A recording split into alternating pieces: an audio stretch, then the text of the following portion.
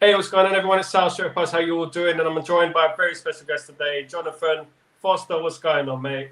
How you doing, mate? Yeah, good to have you on, mate. Good to have you on. It's been a very busy day in regards to Manchester United. After all these years, tonight they decided to appoint a director of football. What are your feelings on that?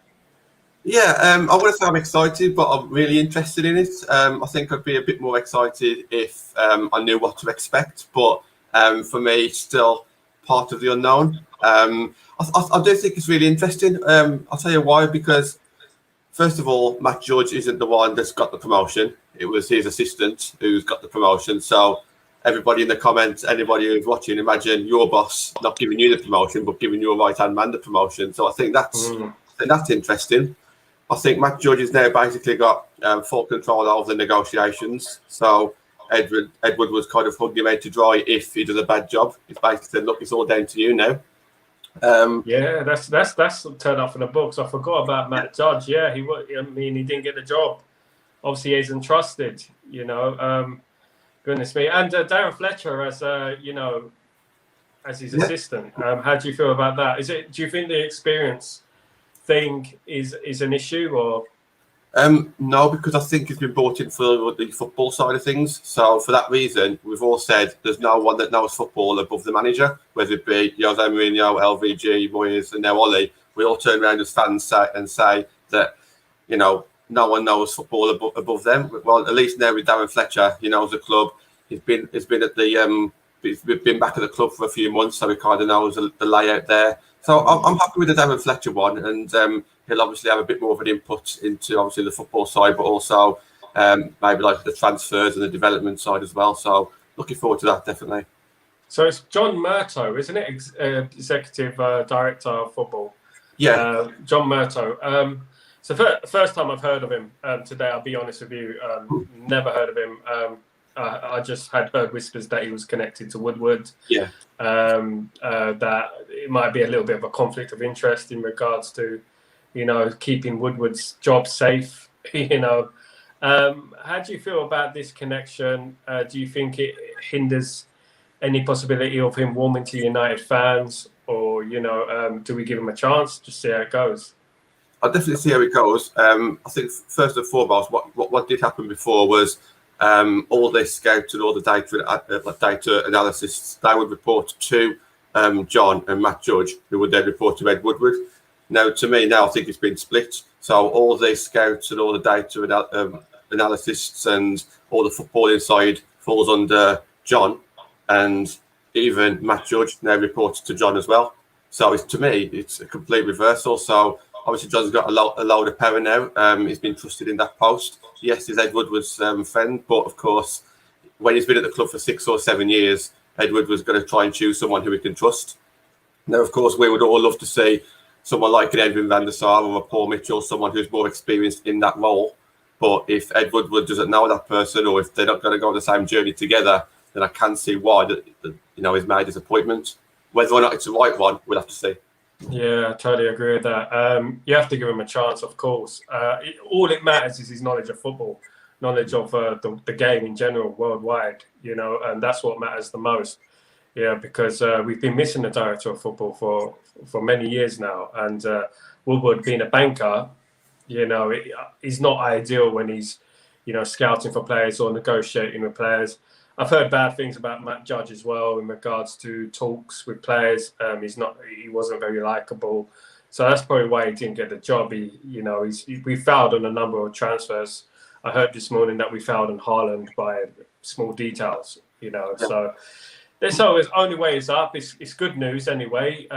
It's a bit of good news. Hopefully, we get our transfers sorted out, we get our negotiations sorted out. And we get players in early because we seem to take our time, signing players. And we'll see in the summer. Hopefully it all falls into place. And it's good news anyway for us to wake up today, listening to the news of that anyway. So let's keep positive. I know, it was underwhelming. When I heard his name, I was like, who? But say la vie, we have to go with it and just give him all our support, to be honest. Yeah, absolutely. And also, this might free up a bit of Matt Judge now if he's left alone to do things the way he wants to do it. maybe before it was Ed Woodward help holding him back. So let's just see what Matthews can do now, actually being top of the tree, so to speak. Yeah, exactly. Now I want to bring it to Ole Gunnar Solskjaer. It's been a mad season, of course. We've been up and down. We had a title challenge all of but a week. It's been a crazy old season. I just wanted to ask you, asking a few. I'm a bit bewildered, a bit disillusioned by the team in regards to some minutes. Sometimes, they blow us away, and sometimes they're flat to deceive. What do you think needs to be done to maintain that consistency in the team? What do we need? Do we need new players? What positions would you improve? First of all, I agree with what you just said there. I think that is exactly the way I look at it. It is down to the players not performing consistently. Now, I don't think the players that we've got currently are good enough to actually play that good week in, week out. I don't look at it as a one-off game. I think we can win anyone, but over a 38-game season, I do think that they'll struggle in certain games, and that could be against the weaker teams. It could also be down to the lack of form. So when players are out of form, we haven't got strength in depth to swap them over with. We don't even make substitutions in games, let alone rest players for the full games. So for me, we do need a stronger team. I do stand by. I think on any given day we could beat any team with our starting 11. However, over a 38-game season, just look at Man City's squad compared to ours. We do seem a mile away. So for me, definitely need to bring some players in. Depends how long we want to talk about it, but goalkeeper-wise, I think we're okay. Even though we have been linked to a new goalkeeper this week, but obviously centre-back-wise, we're definitely missing a trick there. Defensive centre midfielder. If we had one solid one there, that would free up another midfielder to get further forward, who can join in the attack, because sometimes we are lacking those creative chances.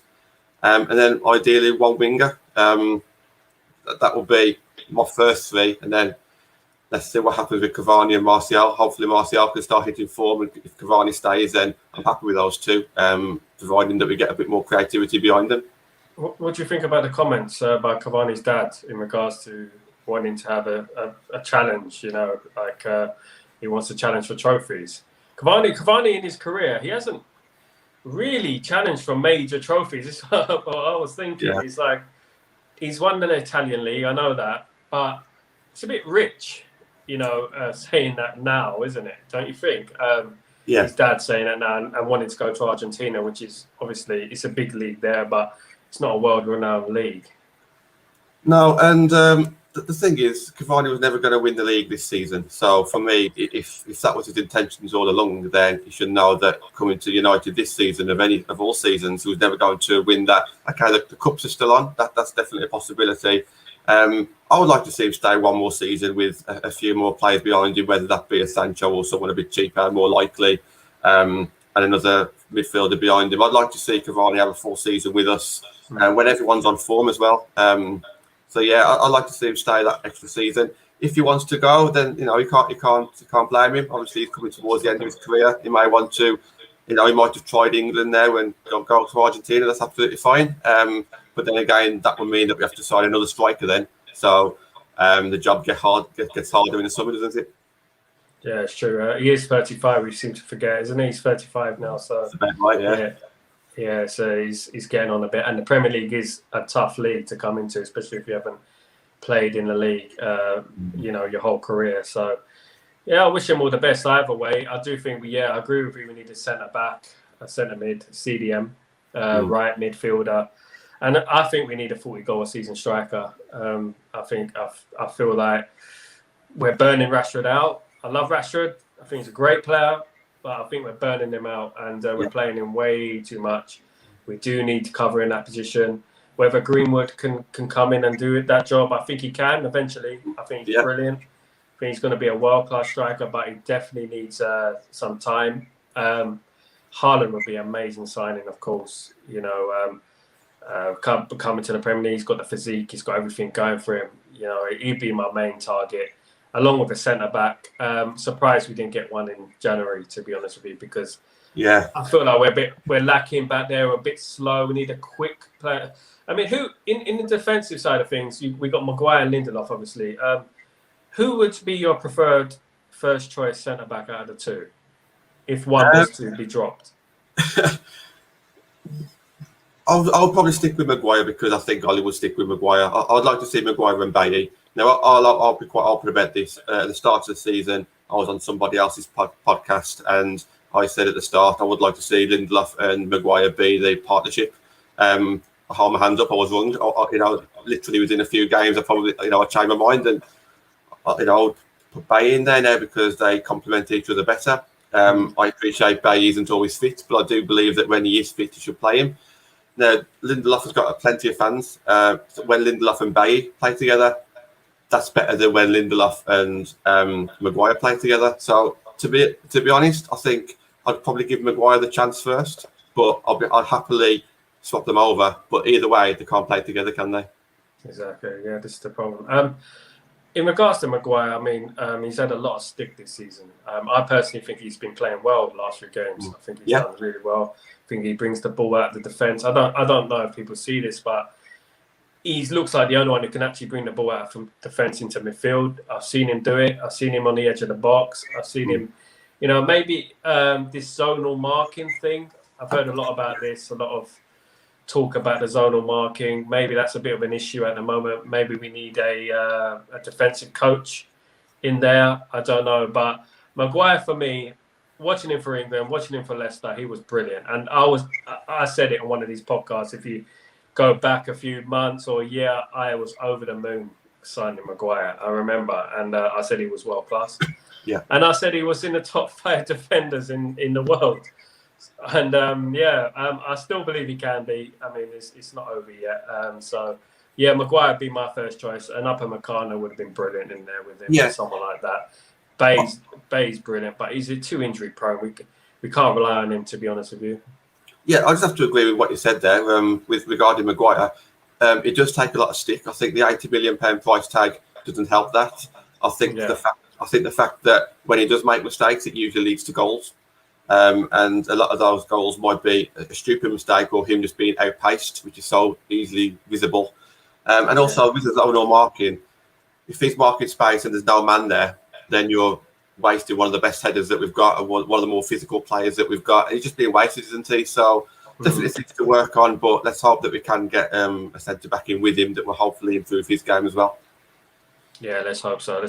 I mean, obviously, time's in education, and we'll see in the summer what happens with this director of football, etc. Yeah. Let's hope we do sign some players because we're not far away. I know people have been talking a lot. We're not far away at all, and I feel like if you add, I mean, look at the difference that Bruno made when he came. I mean, you sign one class player, it can make all the difference. It can make a difference between 6th and 3rd. So that's the way I see it. I feel like we need to spend a bit of money. I don't know whether they will. This is the problem, obviously, with the Glazers, etc. What would be an acceptable season for you this season, given with Ole? Yeah, so coming into the season, I was expecting to finish behind Liverpool and City, in all honesty. And with the transfer window that Chelsea had, spending something like 250 odd million, you'd expect to be probably 4th, but still close the gap on the top 2 at the time. Now, we've suddenly ended up in a title race. Okay, we might not be in a title race right now. Some people might say that we are still, but for me, it has to be an improvement on last season.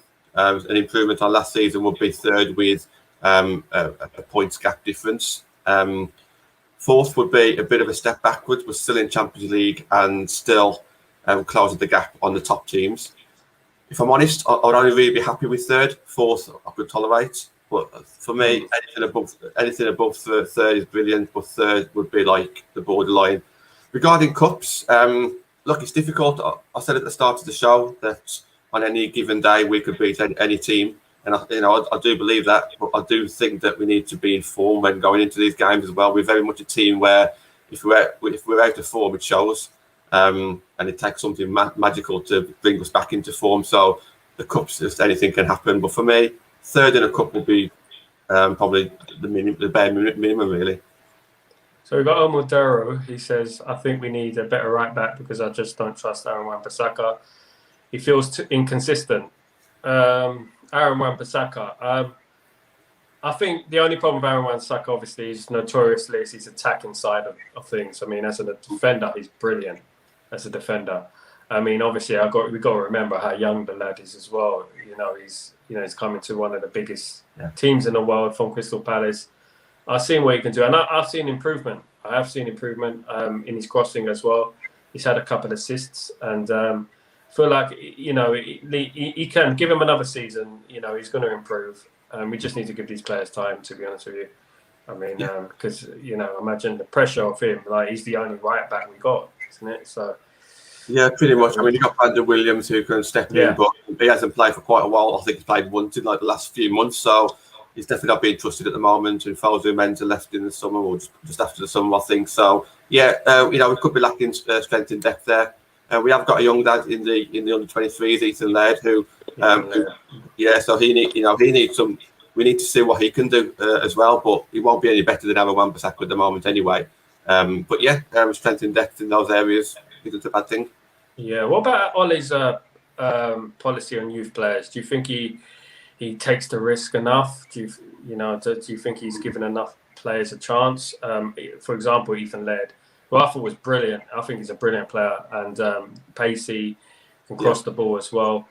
Do you feel like he needs to be more brave in regards to at least putting a couple on the bench, here and there, bringing them on for 20 minutes here and there, giving them a little bit of experience? I know the Championship is experience, but Alex Ferguson once said, if you don't give youth players a chance, they'll stagnate and they'll and they drift away. And I agree with that. Do you think he needs to be a bit more brave in regards to giving youth players a chance? I do think I would like to see a bit more of the game time, but I also think that he's trying to do it gradually, like Sir Alex did. I think he's managed Greenwood really well. I think he's gave him quite a bit of game time, but he hasn't overplayed him like he's overplayed some players. If you saw last season, he tried to introduce Chong and Gomez, but it's not quite worked out. Obviously, Gomez has left and Chong's gone on loan. We as a fan base wanted Garner to go out on loan, and he has. He tried to bring through Brandon Williams. At one point, a lot of fans were saying that he was better than Shaw, and I think at that period of time, the previous Christmas, he probably was when it comes to Shaw being on form, even though I am a big fan of Luke Shaw. I think Ethan Laird will get his chance. I think, we've already seen Shola come on as a sub at some point. I think we will see these players, but I also think that Ollie's mindful with the fact that he wants to bring them in at the right time with the right players around him. And I think his first season, when he had the likes of Sanchez and Lukaku and some of the other players in the team, he might not have actually wanted to introduce his players around those kind of people, around those kind of players. Whereas now, I think he is gradually bringing them in, but I think gradual is the word, isn't it, at the moment? Exactly, and the problem these days is that we have Manchester City who can just go out and buy the best player in every position. Yeah. You can't. There's no time. It's too risky to develop players now like we used to. You can't afford to lose 6 games this season like we used to. Yeah. It's 1 game, 2 games, and that's it. I remember Alex Ferguson winning the league. 6 we used to lose on average 6 games a season. That's Until we got to around 2008, when we had that really good side of Cristiano Ronaldo, and we used to lose 3 even then. I feel like I think if he gradually brings in a couple, I like Hannibal. I do like Hannibal. Yeah. There's a couple players in there. Short tire, obviously, he needs more game time, but I don't know if he's ready yet. Obviously, Brandon Williams was playing out of position last season. Yeah. He's a right back. He's playing at left back. So obviously, I feel like, he has. But I feel there's a few. He needs to be a bit more brave in regards to having a few on the bench. Yeah. Because I think Mata, God bless him, he's been around. He's done really well for us, but he's finished now, and so is Matic, in my opinion. I think Matic is a brilliant player, but I feel like they're just finished now. To be honest with you, they're too slow, and we need a bit more pace in there. I also would just like. Sorry to interrupt. I also want the fans just to be a little bit more mindful and careful that when we try and bring these youth players through, it's a massive step up from the under 23s to taking Man United from second in the Premiership to top of the Premiership, because all these players that we want to bring in for one reason now, and that's to go from second to first. Do we really think that some of these youth players can step in and from the under 23s playing in front of 2,000 people at Leeds Sports Village to go to the Premier League game, week in, week out? It's a massive step. So we need to bring them in, like you said. We need to bring them in gradually. We need to give them that game time, but we can't expect anything from them too soon because it's not going to work. Not going to work. It's not gonna. I mean, drift them and bring them in, gradually, like 10 minutes here, 5 minutes here. Europa League games, League Cup games, FA Cup games, like that. I feel like in those sort of games, he's missed a trick a little bit. He could have played a few, because you never know. One always comes out, and I remember when we used to play in the League Cup back in the day in the 90s. Yeah. We used to have your Caskies and Gillespie's and Terry Cooks and a few of these players didn't make it, but a few of them did. Of course. Obviously, we had the Champions League as well, the restrictions in the Champions League. So players got a lot of experience through playing competitive football in the Champions League. But I just feel like just bringing in a couple here and there for the League Cup, the FA Cup, he could have done that. I just feel like he missed a little bit of a trick there, especially at the right back positions we need, centre midfield. Like Garner's absolutely smashing it right now. Where is he now? Watford? Or was it Nottingham Forest? Nottingham Forest. He went to Nottingham afterwards. Yeah. Yeah, he's absolutely smashing it right now. So hopefully Garner will come back and he will start getting a few more games. And same with Ethan Laird, to be honest. Yeah. You're a big fan of women's football. In regards to Manchester United, we're quite new in regards to women's football. Of course, we're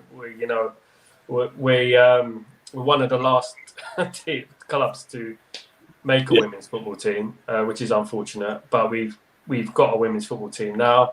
How do you think the Man United women's have developed, and how do you think they're progressing in regards to challenging the top teams? I mean, when I think of women's football, I think about Arsenal, obviously.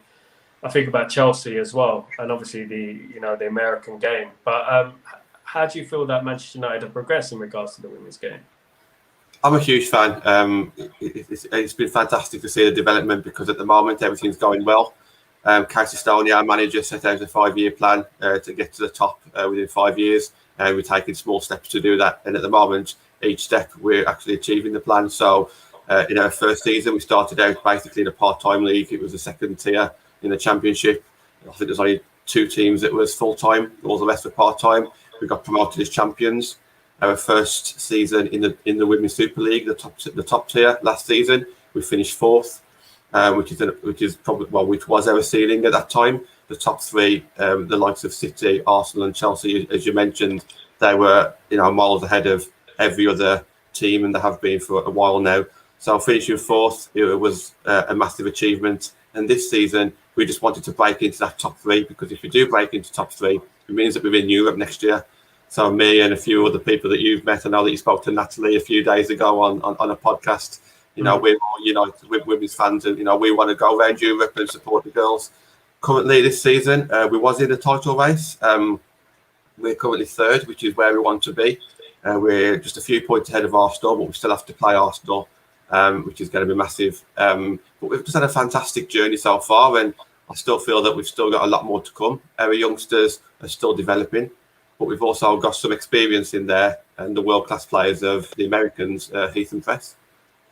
Yeah. So we got Ethan Press, obviously.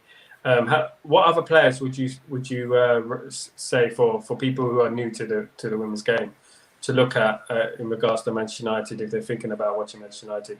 What are the players to look out for in regards to, and what style do they play? Do they resemble the team now, or do they have their own identity? It's wing play, so we still play. We play 4 at the back, 1 or 2 holding, 1 ahead, and then 1 out wide left, 1 out wide right, and then one up front. We have got some fantastic wingers.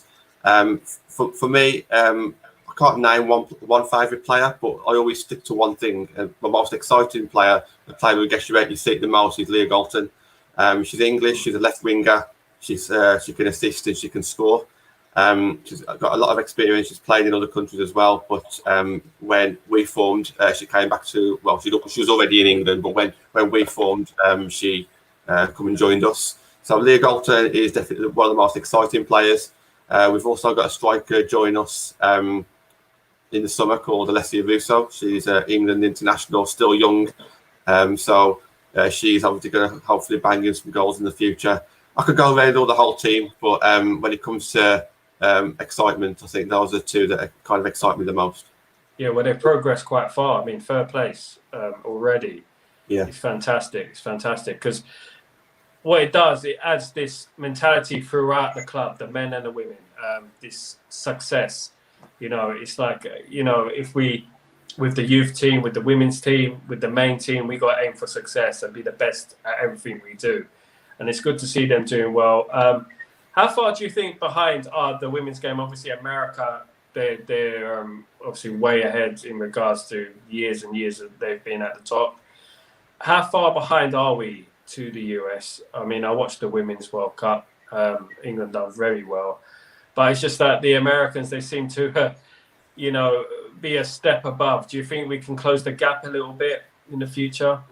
I think our league is very strong, to be honest. We've had a lot of American players come over. Okay, I agree. I appreciate that the reason why they've come over is because of COVID. They couldn't play in America at the time, so they ended up coming over here. But we've also got one of the best European players in the world that come to Chelsea as a record fee. So Perna Harder came in from can't remember where from, but she came in as a world record signing. So, we have got some fantastic players who play in our leagues. However, the WSL, the Women's Super League, is still miles behind when it comes to the kind of funding and the exposure that it's got. Over in the US, more people tuned in to watch the Women's World Cup in 2019 than the Men's World Cup in 2018.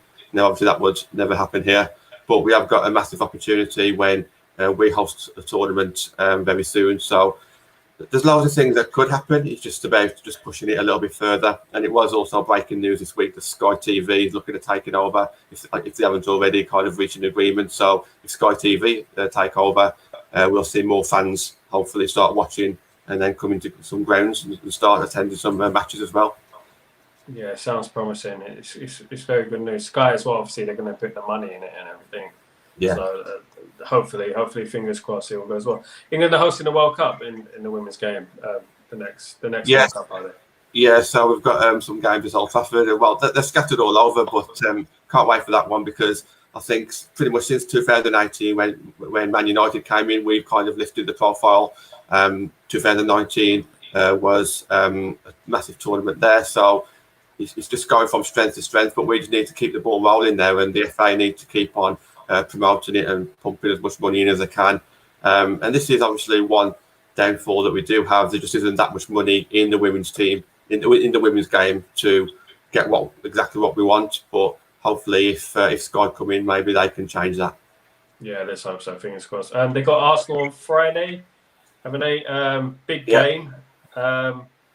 Arsenal. I mean, they dominated for years, didn't they? I used to just see women's football and Arsenal. That's when you think of women's football, you think of Arsenal. How do you think the team will fare on Friday?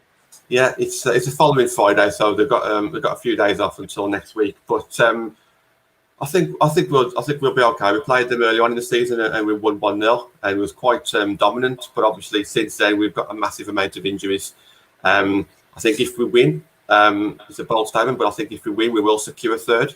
Even though Arsenal do have games in hand, but I do think that if we win this game, it probably will be enough to see us in the top three. I do see us getting something from the game, but because we have got so many injuries, we really have. I think a 1-1, I would take that right now, to be honest, which is a shame because I think if it was a full strength, I would feel really comfortable. But unfortunately, that's not the case. So for me, if I could take a score draw, I'll be happy with that. Yeah. Yeah, that's fingers crossed. Man City, I'm not sure. I think they were winning 3-1. I think.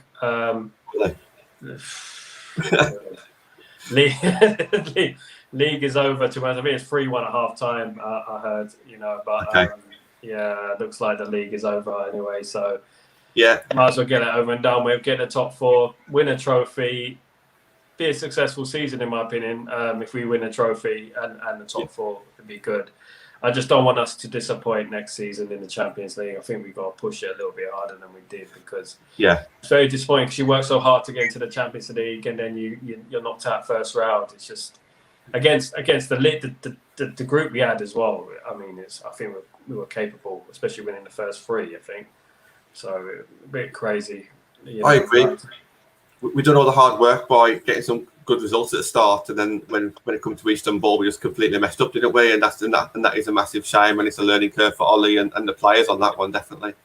Yeah, especially they're on relegation zone, that team now in Turkey. So yeah, it's a bit crazy. But you learn in football, don't you? We're a bit naive. But I just feel like these players, they need to win a trophy. I feel like mental wise, they've got this block at the moment, which is a semi-final block at the moment, where every time they come up, when they got a chance to do something big, they end up failing. So I feel like when you foul a lot, we've had a lot of changes of managers, changes of systems, players moved in different positions. Feel like we need to win something just to settle us a little bit. Win a couple of trophies here and there. Then I think we'll go on from there. Because winning is what it's all about. Ask Man City, as soon as they won the title, that was it. They went on from that. Unless you're Liverpool, of course. Look at the Arsenal fans. Look how happy the Arsenal fans were that they won that cup last season. And I think they finished in eighth in the league. But because they won that cup, the fans were happy with that, and that kept Arteta probably in a job for a little bit longer. And a cup it doesn't matter what cup it is. They get a bit of silverware. It just gives you that boost, doesn't it? Boost, yeah. I'd like to see Ole lift the trophy as well. I would like to see him lift the trophy, definitely. Because it's been a while since I've seen Ole lift the trophy. I'd like to see him. Nostalgia kicks in, of course. But hopefully he'll win them all. The Europa League and the FA Cup. That'd be amazing. Top four. That'd be brilliant. Yeah, that'd be absolutely fantastic.